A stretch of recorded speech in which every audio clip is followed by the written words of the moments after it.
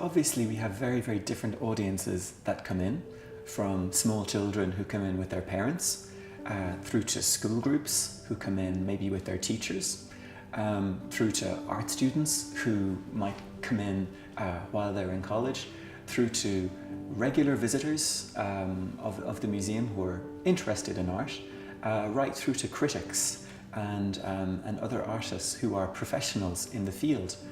And we have different ways of trying to talk to each of those different audiences.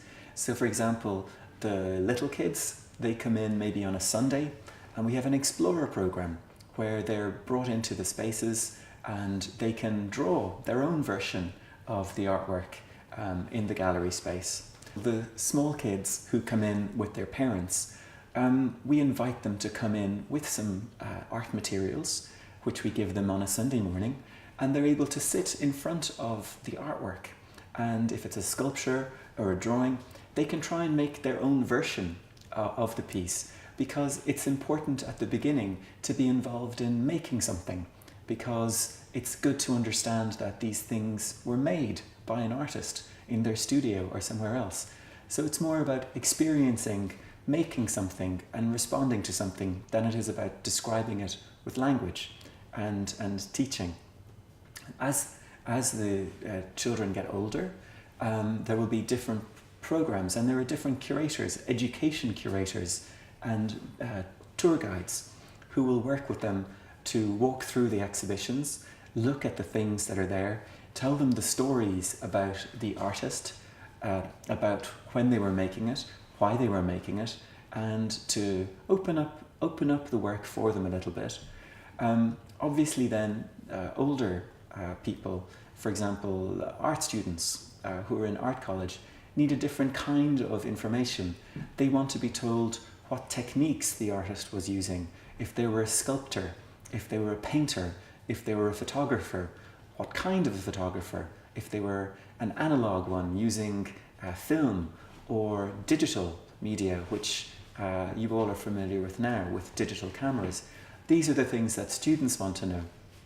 And then critics and other artists will want a different kind of information. And for that we write things like exhibition catalogue essays, which can be very long and very detailed, but they're for a more specialist audience, so that the amount of information you give is a lot more to a professional. And also remember, we can give a lot of information online. Our website is important. We make little videos, short videos to explain the exhibitions. And there are lots of different ways to find out more about the work.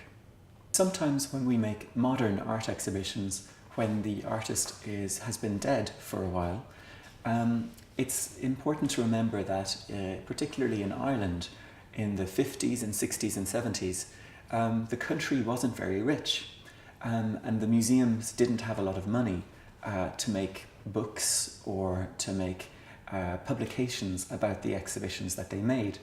So an artist might have been very important and might have had a lot of exhibitions in that time, but nothing was written about them at the time, and nothing is available for students now.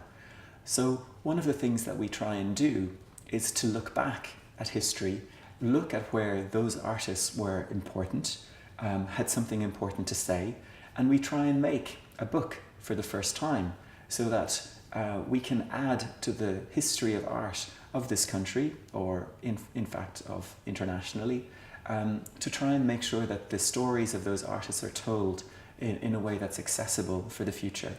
At the end of an exhibition as well, we don't just forget about the artist, and we don't just forget about the project. We always keep a fairly clear archive of what we did. That might be a database, for example, that all of the work that we found on the process of researching an exhibition, we've kept all of that information in one place. So we know where the objects are, we know what the critics said about them, because we'll have saved the pieces of newspaper articles. We will have stayed in touch with the owners of those pieces, so that if in 10 years' time another museum would like to come and start a project about that artist, we can share that information with them. We can tell them where the works are. We can tell them if they're in good condition and fit to show. We can tell them if we think the owner will lend it to them or not. And so that the process of starting the exhibition the next time is easier for another institution. And that's important because we want to be able to add to the process and share that knowledge with other people. Another thing that the curator thinks about is the exhibition display. And so in this room, I knew that there were going to be about 20 bronze sculptures and drawings. And so I had a choice of either having 20 individual plinths, so that every individual work would be on a plinth on its own, or in this case, I decided to make one big plinth because I wanted people to be able to walk around, see things in order that they were made, make comparisons between things, and also not have you bumping into 20 different plinths. It would be very, very noisy to look at a display like that. But also I knew that I was going to have this big deer in the middle, so I knew that if it was raised up off the ground, that the design would be a wow factor, that you would come into the room and say, gosh, that looks arresting, that looks interesting.